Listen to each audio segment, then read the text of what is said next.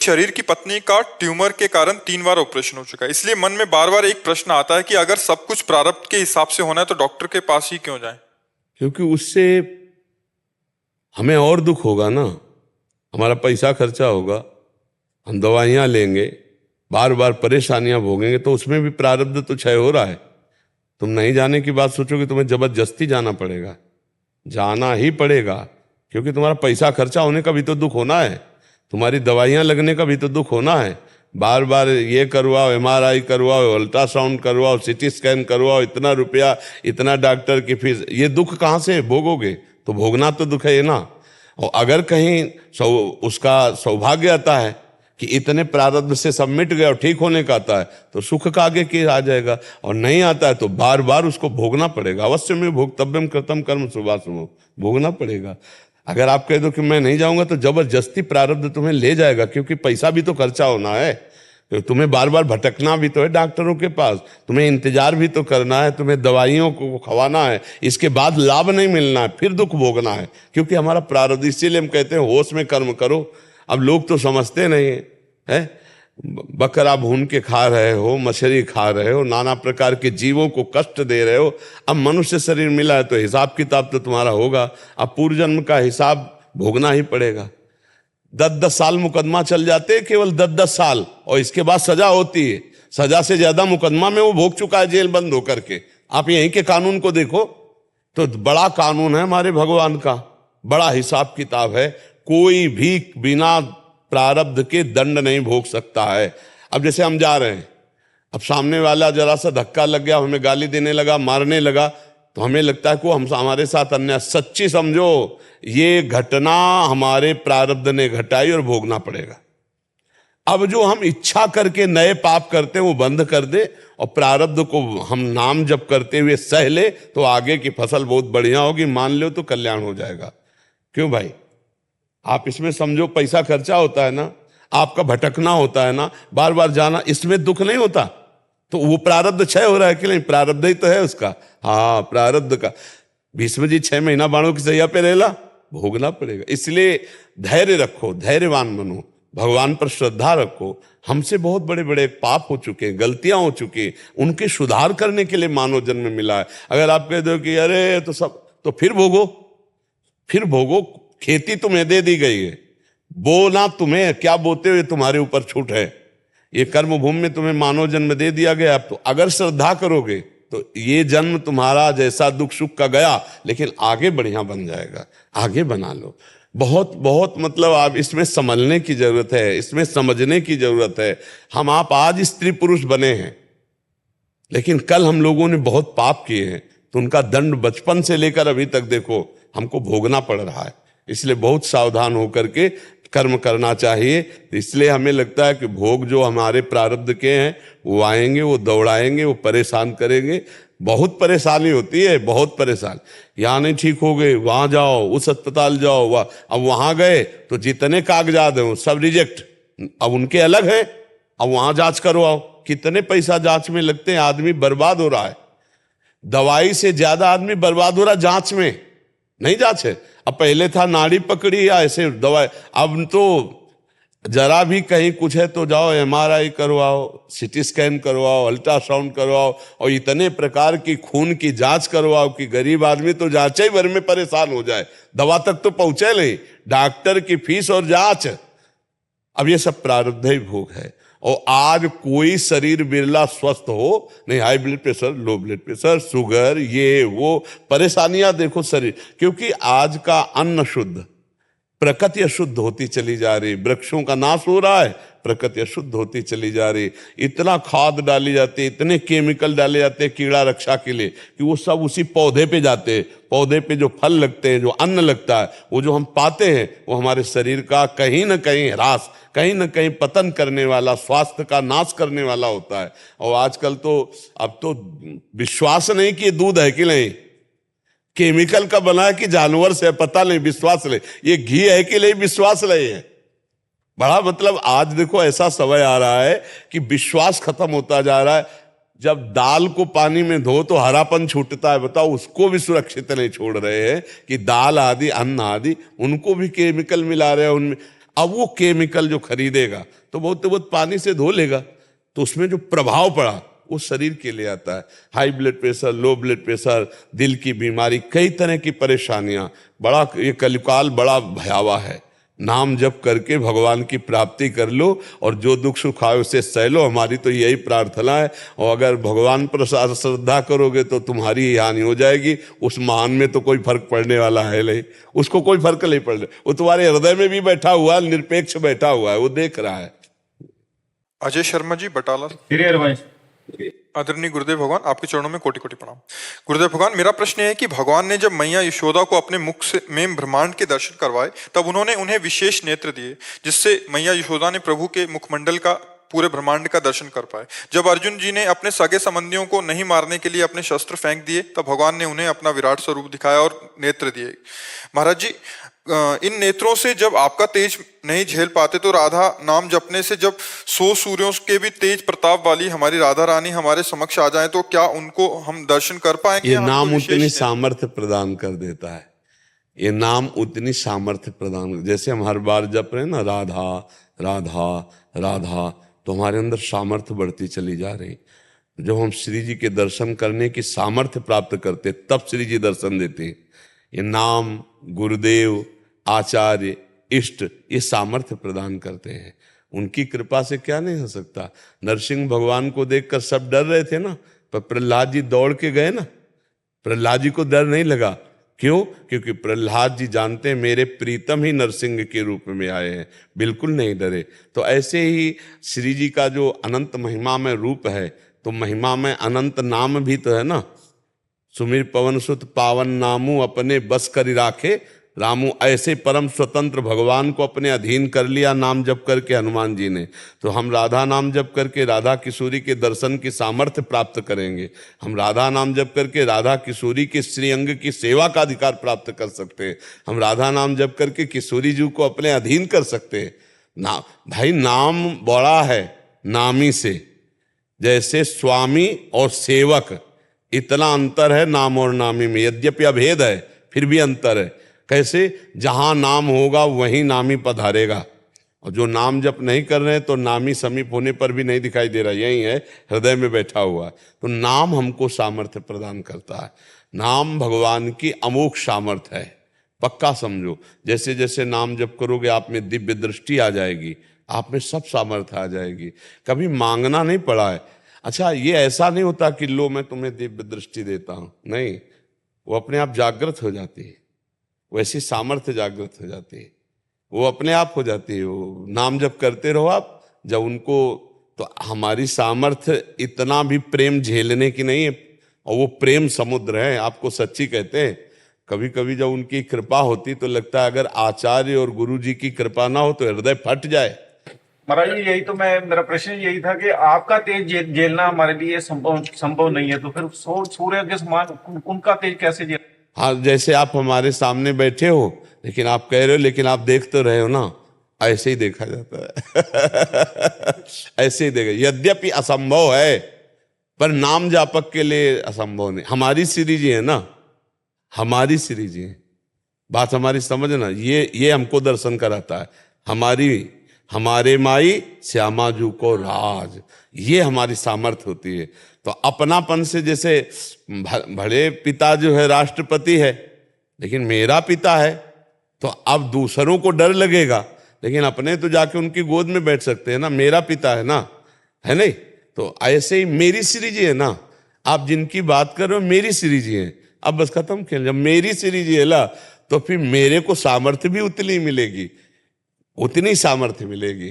तो हमें वही पावर देती हैं, वही हमें दृष्टि देती हैं, हम उनको देख पाते हैं, हम उनको सह पाते हैं। नहीं तो सच्ची मानिएगा, प्रभु का प्रेम उदय होते ही हृदय ऐसे, जैसे 0 वाट में 11,000 वाट की बिजली छोड़ दो ना, चिथड़ा उड़ जाए, ऐसे हृदय फट जाए। सांसारिक प्रेम को तो झेल नहीं पाता, सांसारिक दुख सुख को तो झेल नहीं पाता। अब सोचो, इतना आनंद समुद्र, जिस आनंद समुद्र के एक बिंदु के एक अंश से सीकर, जो आनंद सिंधु सुख राशि, और सीकर तय त्रैलोक सुपा। सीकर कहते जैसे एक बिंदु ऐसे बूंद लिया और उसको चट में मारा तो उसमें जो कण निकले उसे सीकर कहते। एक सीकर से अनंत ब्रह्मांडों को सुख प्राप्त हो रहा है।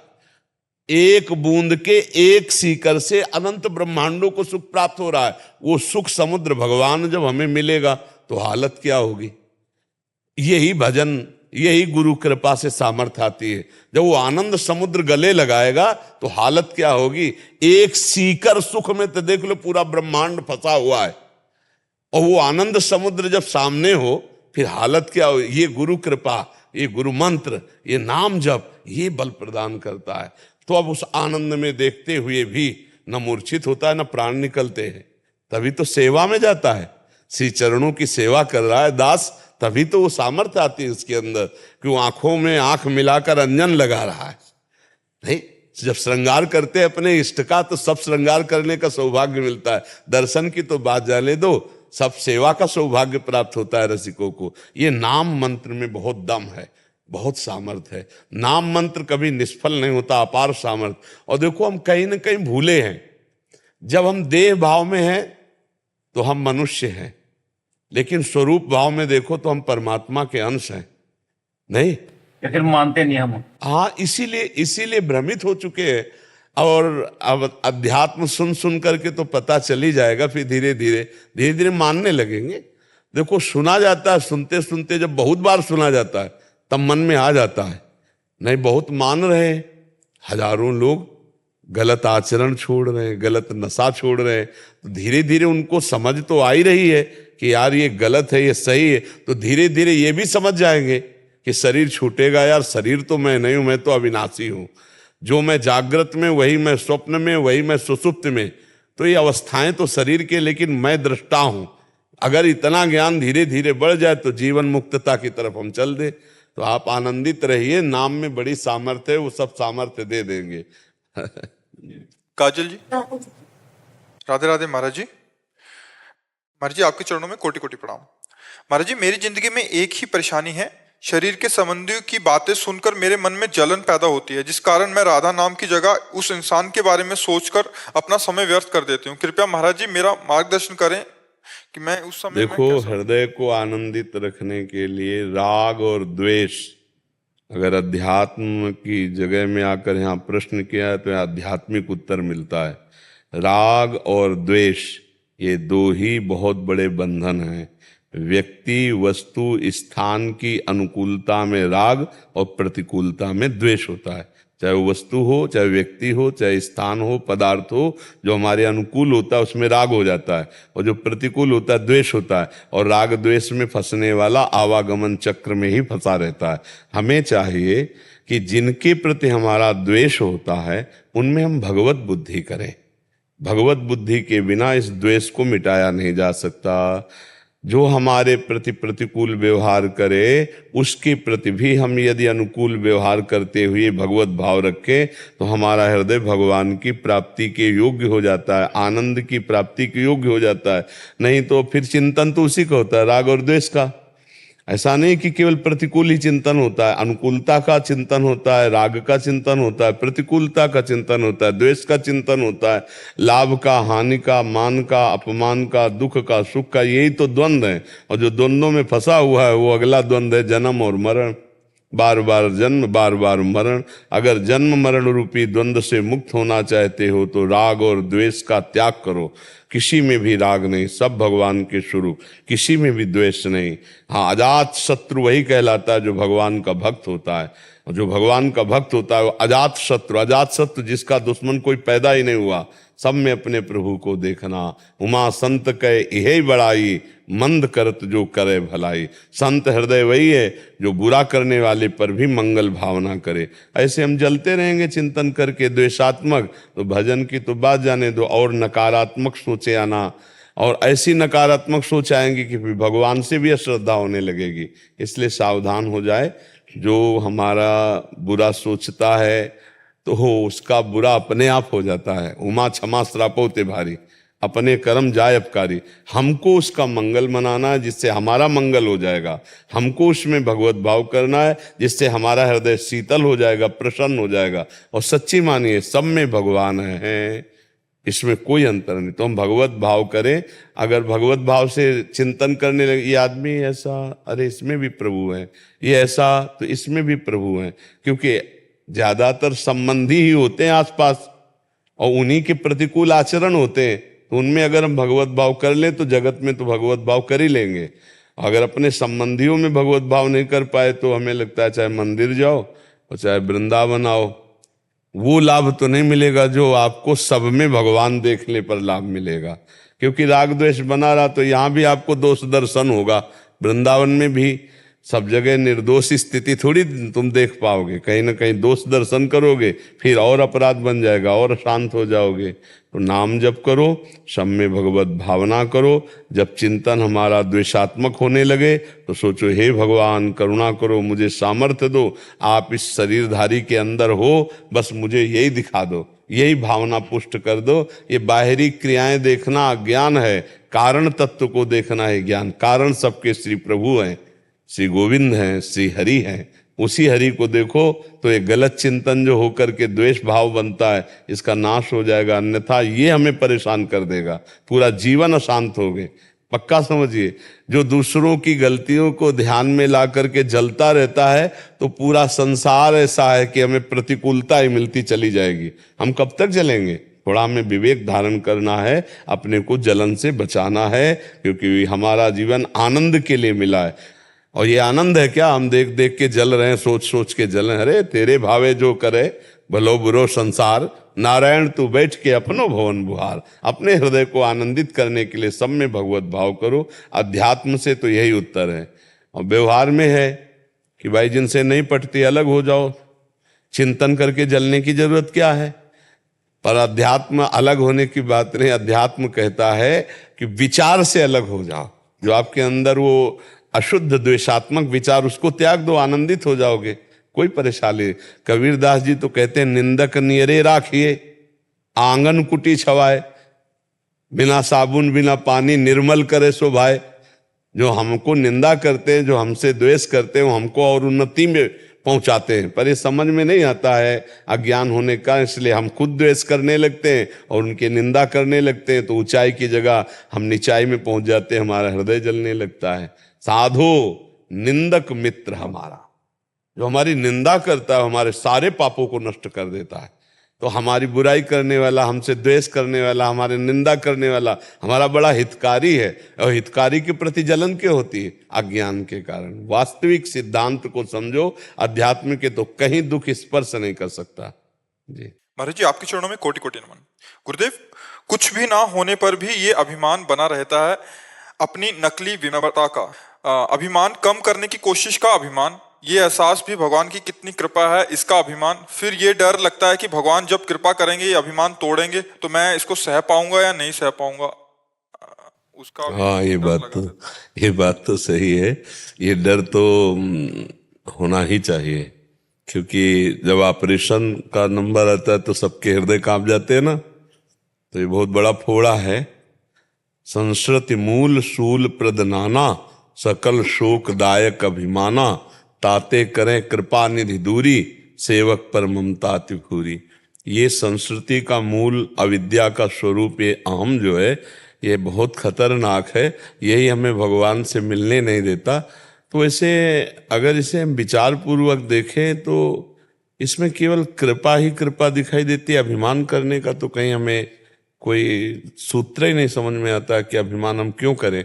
तो जो अभिमान ना करने का अभिमान है वो भी अभिमान ही तो है ना। जैसे हम किसी पद के प्राप्ति का त्याग करते हैं वाहवाही सुनने के लिए, जैसे कोई हमें चीज मिले, हम उसका अभिमान की धन्यता, और तो उसमें भी अभिमान छुपा होता है कि सब लोग वाह वाह बड़े त्यागी हैं आदि आदि में। तो हम जब गौर से विशेष ध्यान पूर्वक भक्ति परायण हृदय से देखें तो अभिमान की कोई गुंजाइश ही नहीं है। जो दैन्यता है वो ठाकुर जी के आश्रय से आई है, जो पवित्रता है, जो ज्ञान है, जो भजन है, जो भक्ति है, वो सब कृपा से ठाकुर जी के आई। तो कृपा हम पर है, इस बात का अभिमान तो है और बना रहना चाहिए कि हम पर ठाकुर जी की बहुत कृपा है। वैसे तो मैं नीच हूं, अदम हूं, पर ठाकुर जी की बड़ी कृपा है। कृपा का भरोसा, तो कृपा का भरोसा करके जो एक अंदर गर्व प्रकट होता है आराध्य देव के प्रति, वो दूषित नहीं है। अस अभिमान जाय जन भोरे, मैं सेवक रघुपति पति मोरे। मेरे परम प्रीतम प्रभु जुगल सरकार हैं और मैं उनका सेवक हूं, ये गर्व है हमें। तो ये गर्व तो प्रशंसनीय है। लेकिन गुणाभिमान होना या त्यागाभिमान होना या भजनानंदी का अभिमान होना, ये थोड़ा घटना पैदा कर सकते हैं कोई ऐसी जिसमें भारी उपहास होने का डर है, और ये डर बना रहना चाहिए। यही डर है जो अभिमान को बढ़ने नहीं देगा, क्योंकि वो बड़े लीला बिहारी हैं। एक झटके में सब चकनाचूर हो जाएगा एक झटके में सब मिट्टी में मिल जाएगा।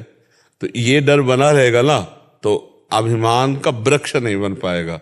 अंकुरण होगा, वो चुपचाप शांत बैठा रहेगा और एक दिन वो मिट जाएगा। क्योंकि आप खड़े तो हैं नहीं, साधन पथ पे चल रहे हैं, तो वो नष्ट हो जाएगा। पर ये बड़ी उत्तम विचारधारा है कि अपने किंचन मात्र दैन्य आदि भाव के भी अभिमान को हम देख पा रहे हैं। चोर को अगर हम चोर समझ कर देखेंगे ना, तो हम बच जाएंगे, और चोर को जब मित्र समझ के देखेंगे तो लुट जाएंगे, पिट जाएंगे, फिर वो हमें लूट सकता है। तो ये हैं काम क्रोध लोभ मोह मद मत्सर, ये ठग हैं और यही लूटते हैं। जब हमारे हृदय में दिखाई दे रहा कि इस बात का मद है, गर्व है, अभिमान है, तो हम सावधान हो जाते हैं। जब हम सावधान हो जाते हैं तो ये बढ़ नहीं पाएंगे, और जब हम असावधान होते हैं तो इसका हमारे अंदर ऐसा विस्तार होता है कि हम दूसरों पर दोष दर्शन करते हैं, फिर उसका पतन होने की गुंजाइश रहती। गुंजाइश पतन होने की इसलिए रहती कि भगवान को अच्छा नहीं लगता है। तो या तो ऐसे लक्षण देखकर भगवान से प्रार्थना करे कि प्रभु अब जैसे हैं आपके हैं, हमें डर लग रहा है कि आप कोई ऐसी लीला न कर देला जो मैं सह न पाऊं, तो नाथ इसको हटा दो। प्यार से भी तो हट जाएगा। अभी फोड़ा ऑपरेशन लायक नहीं है, अभी इंजेक्शन से दब जाएगा। तो भगवान अगर थोड़ा ज्ञान स्फुरित कर दिए तो शांत हो जाएगा, और जब विशाल बन जाता है तब भगवान को ऑपरेशन करना पड़ता है। विशाल इस कोटि का होता है कि समझाने से नहीं समझ में आता। जैसे देवर्षि नारद जी को यह अभिमान हो गया कि हम काम विजयी हैं। काम, मलय मारुत, अप्सराएं सब, बसंत ऋतु, ये सब उपस्थित हुए और देवर्षि नारद को लुभाने की कोशिश की। वो भगवान के चिंतन में ऐसे डूबे कि कोई फर्क ही नहीं पड़ा। फिर कामदेव साष्टांग दंडवत हुआ, उनका डरो मत, जाओ हम तुम्हारा अहित नहीं करेंगे। अब बड़ा अंदर, अब विजय, काम पर विजय प्राप्त बहुत बड़ी बात होती है ना।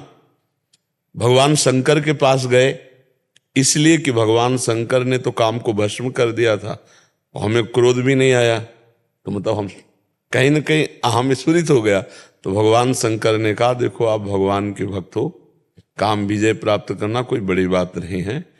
हमारे सामने तो चर्चा कर दी, लेकिन हरि के सामने मत करना। मना किया शंकर जी ने, तो भी नहीं समझ में आया, क्योंकि अहम अब बड़े जोर का हो गया, क्योंकि बहुत बड़े योद्धा को परास्त कर दिया ना काम को।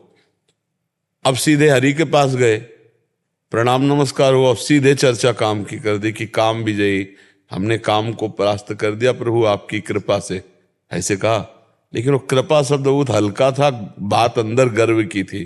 तो भगवान ने कहा नारद जी आपने काम परास्त कर दिया, ये तो कोई आश्चर्य की बात नहीं, आपका जो स्मरण करें वो काम विजयी हो जाए। तो मानो बढ़ती आग में पेट्रोल डाल दिया गया हो। नारद जी ने कहा जी प्रभु आपकी कृपा है से, अच्छा चला जाए। भगवान ने कहा अच्छा। और रचती रास्ते में माया तुमने कई बार सुनाया है। नारद जी को ब्याह नजर आया कि अब ब्याह हो जाए, भजन साधन तो कुछ होगा ले, पर भगवान ने बचा लिया मरकट रूप दे करके, वो बड़ा प्रसंग है। तो जब हमें कोई अहंकार किसी विषय का हो जाता है तो भगवान उसको समझाने के लिए हमें साधु संग देते हैं। अगर हमें आज समझ में आ जाए तो फिर ऑपरेशन की जरूरत ही नहीं होती है।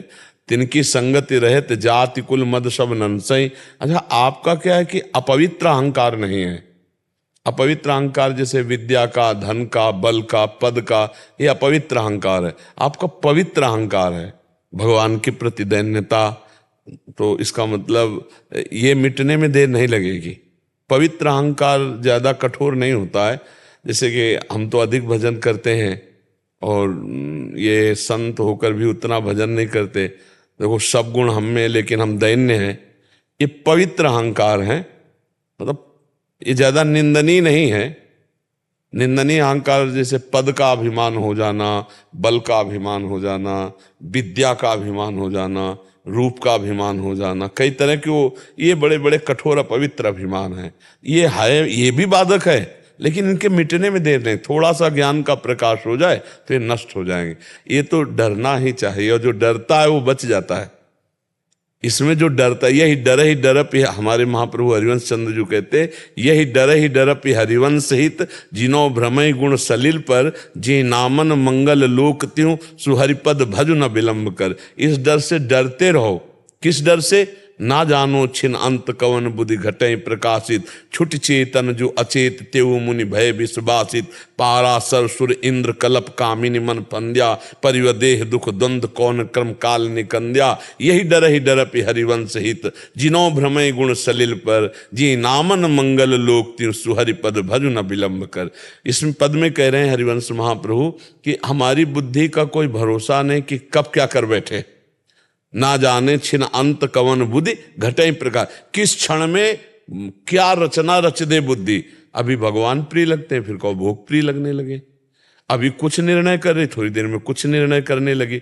तो बोले इस बुद्धि का तो भरोसा मत करो, और अपने साधन बल का गर्व मत करो।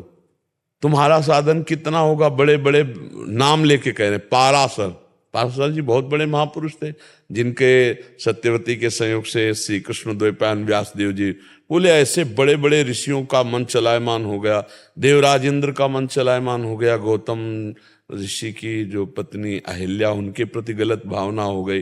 पारासर सुर इंद्र कलप कामिनी मन फंद्या, परिवदेह दुख द्वंद कौन क्रम काल निक। तो इस बात से डरते रहो कि कोई भी घटना कभी भी हमारी बुद्धि कर सकती है। तो हमारी बुद्धि शुद्ध रहे, इसके लिए हम क्या करें?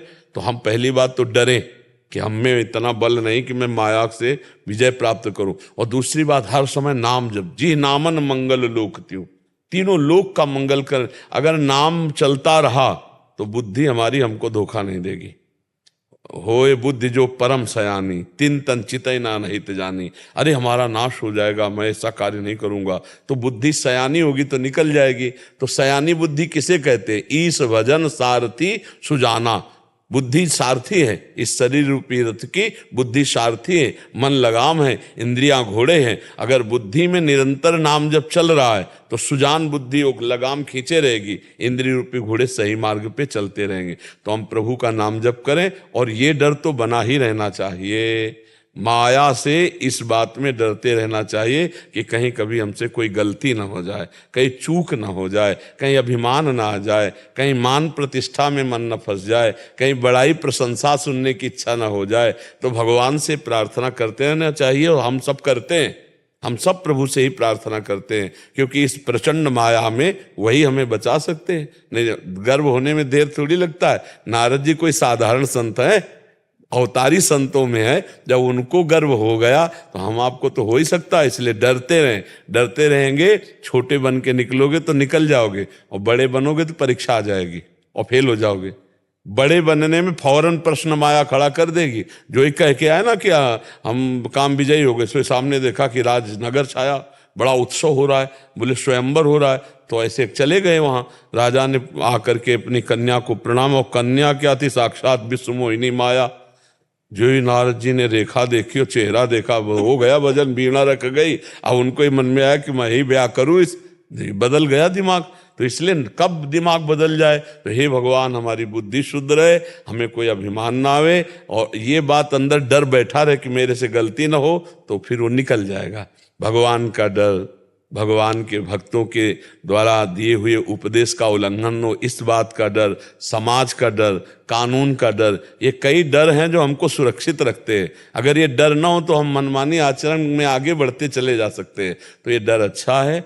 हाँ, ये भी भय, जैसे तुम कहते हो, ये भी भय लगता है कि हमारे मालिक बड़े लीला बिहारी, ऐसी कोई लीला न कर दे जिसको हम समझ ही न पावे और सह न पावे। दोनों बातें हैं।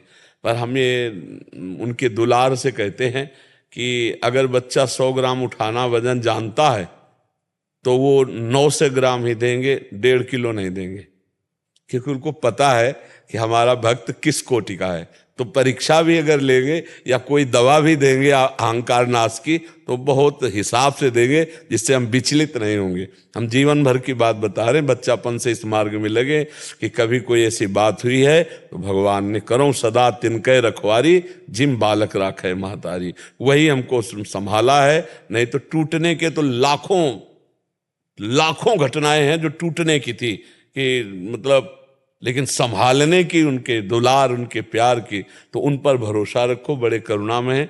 कभी ऐसा वो कर ही नहीं सकते कि हम सह ना पावे, और फिर हमारा जीवन, हमारा प्राण सब कुछ समर्पित है। तो और जो गालियां देते हैं, जो भगवान का तिरस्कार करते हैं, भगवान उनको तो दुलार करते हैं, फिर शरणागत भक्त को भगवान दुलार ना करें, ऐसा कैसे हो सकता है? जो गालियां देते हैं उनको भी भगवान प्यार करते हैं, क्योंकि जैसे अपना बच्चा बदमाश हो तो प्यारा भी होता है। कितना भी बदमाश हो, गुस्सा में जरूर कहेंगे कि मरे, हमारी बात नहीं मानता है, बहुत गलत चलता है, पर अगर घटना घटेगी तो हम हर कोशिश करेंगे कि लड़के को बचा ले। ऐसे हम बुरे हैं, लेकिन है तो भगवान ही के, माने या ना माने। जैसे कह दे हम बाप को नहीं मानते, तो बाप को नहीं मानते तुम कह रहे हो, लेकिन बाप तो मान रहा है।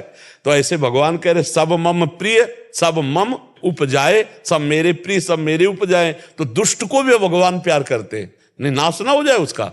वो भगवान को गालियां देता है, भगवान का अपमान कर, लेकिन इतने उदार पिता है उसका भी पालन पोषण करते। तो हम लोग तो शरणागत हैं, भला हमारे साथ तो ऐसा व्यवहार क्यों करेंगे? मंगल भवन है, वो ऐसा नहीं करेंगे। पहला तो ये भाव समझ लीजिए। पर डरते रहना चाहिए, इस पक्ष में हम हैं कि डरते रहना चाहिए कि मेरे से कहीं गलती ना हो जाए, मेरे से कहीं अपराध न बन जाए। तो ये आपको बहुत उत्तम महात्मा बना देगा। और जो माया में निडर होकर के घुसना चाहा तो फिर गिर जाएगा, क्योंकि माया बहुत बलवान है।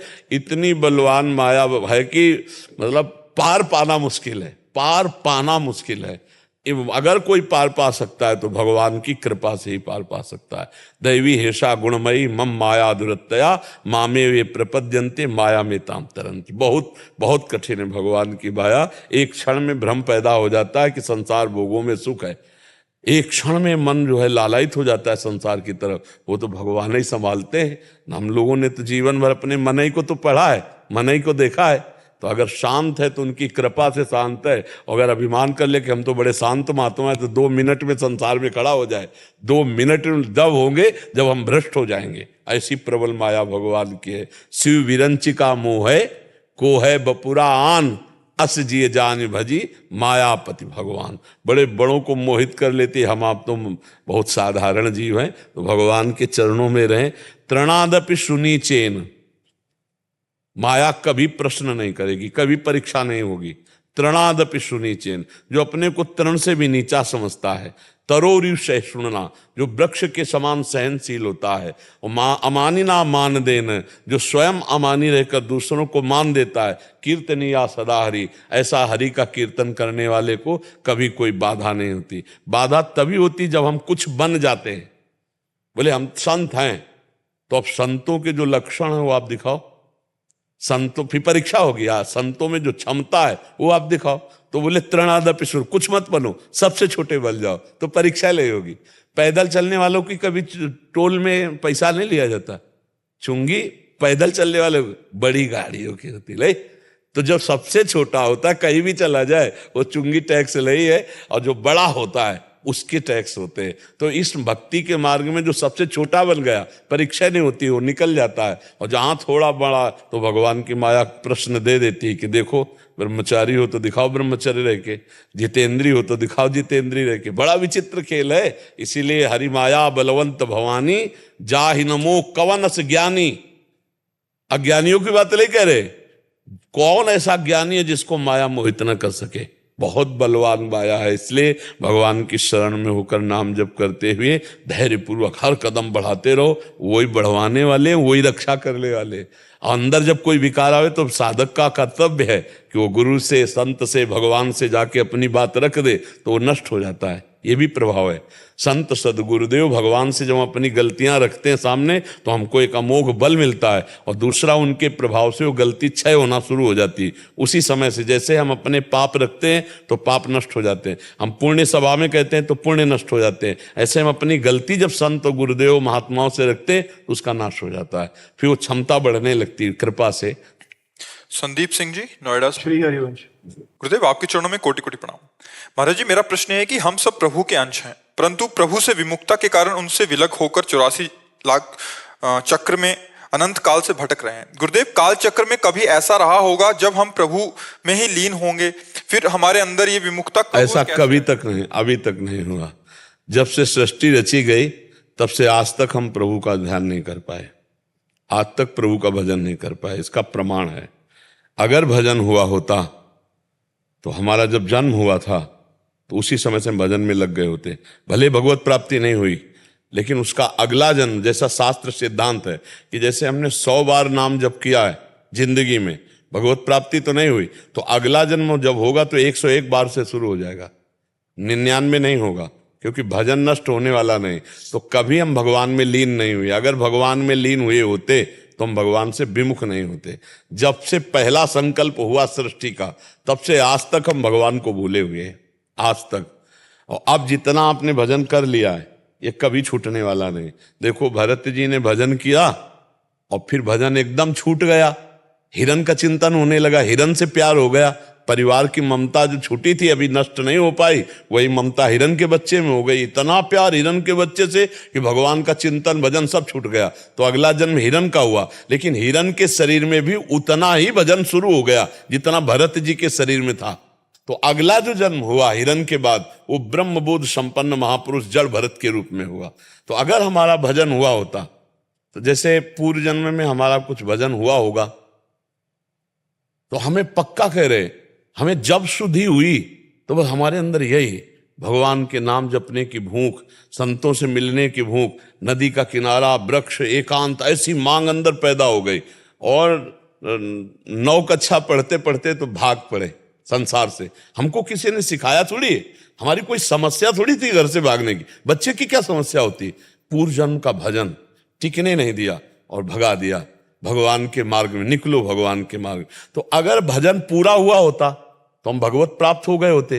भजन अधूरा था तो उत्तम ब्राह्मण के कुल में जन्म दिया, पवित्र आचरण जहां हो रहे थे, भक्ति का संस्कार पूरा था, सुबह से शाम तक खूब भगवान की चर्चा करने वाले, शंख घंटा नाद आरती पूजा के बाद भोजन प्रसाद मिलने, मतलब एकदम भागवतिक वातावरण, ऐसे कुल में जन्म दिया और ऐसा वातावरण दिया कि बचपन से ही जो आग थी पूर्व जन्म की वो प्रज्वलित हो गई, भगवान के मार्ग में चले। तो भगवान के मार्ग में हम पीछे कभी नहीं चले और जन्मों में, क्योंकि अगर चले होते तो हमारा जो जन्म हुआ था, हमारी भक्ति वैसे ही हमारा रंग लाती। तो जो आपने कहा कि हम कभी न कभी तो भगवान में तल्लीन हुए होंगे, कभी नहीं। इस माया से में भटकते भटकते अनंत जन्मों, तभी तो इसकी महिमा है। आज जो सत्संग मिला, अब जो हमारा भजन चला, अगर हम इतने पे ही रुक जाते और भ्रष्ट हो जाते तो अगला जब जन्म होगा तो यही भजन और यही सुविधाएं आपको प्राप्त करवा देगा भजन। अच्छी भोग सामग्रियां, अच्छी व्यवस्था और अंदर से वैराग्य उन भोगों से। थोड़ा भी भजन कभी नष्ट नहीं होता, वो आगे बढ़ा देता है। तो इस सिद्धांत के अनुसार हम कह सकते हैं कि पीछे हम भगवान में कभी तन्मय नहीं हुए।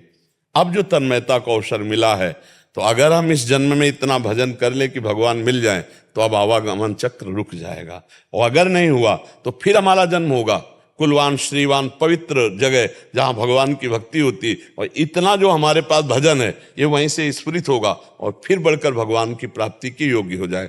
हमें लगता है मनुष्य जन्म मिल गया, हम आगे के लिए क्यों टालें? इसी जन्म में अपना काम बना लेना। इसी जन्म में कैसे काम बनता है, हम विश्वास कैसे करें कि हमारा काम हो जाएगा?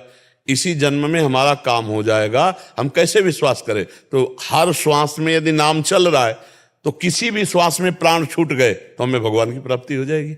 अंतिम श्वास का निर्णय होता है, फाइनल।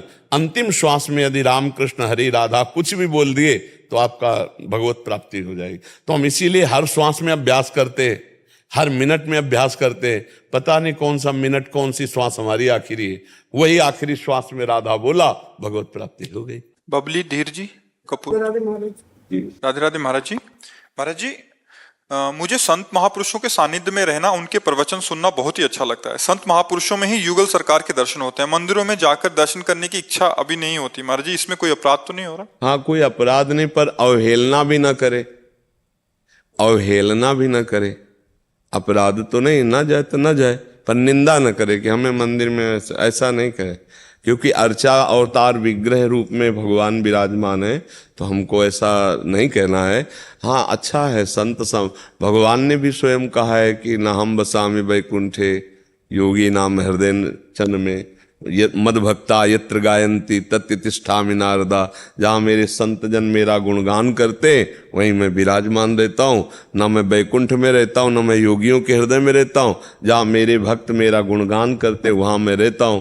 तो नाम वाणी जहाँ श्याम श्यामा तहाँ रसिकों के संग। पर हम मंदिर की अवहेलना नहीं कर सकते, क्योंकि हमारे प्रभु का एक अवतार है अर्चा विग्रह अवतार।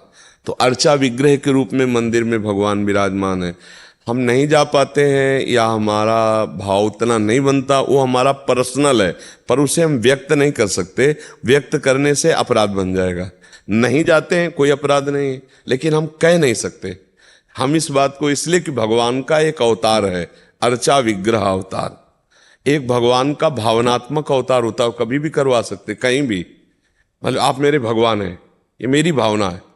अब दुनिया आपको कुछ भी कहे, हम आपको भगवान मानते, मेरे भाव से मेरे भगवान आपसे मिलेंगे, आपसे मिलेंगे, क्योंकि हमने मान लिया।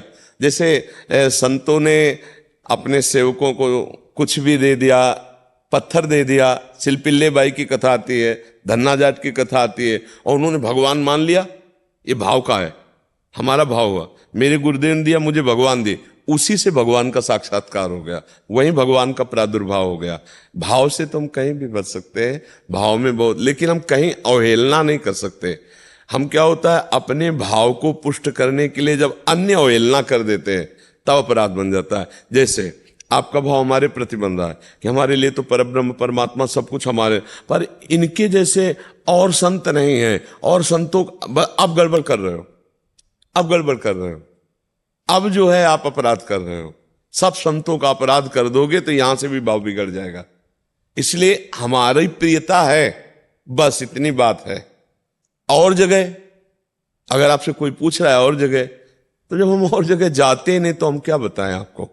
नहीं, और संतों के प्रति तो हम अपने गुरुदेव में सबको देख रहे हैं, तो हम और क्या बताएं। तो हम अपनी जबान को बहुत संभाल करके बोले तो वाणी से अपराध से हम बच जाएंगे।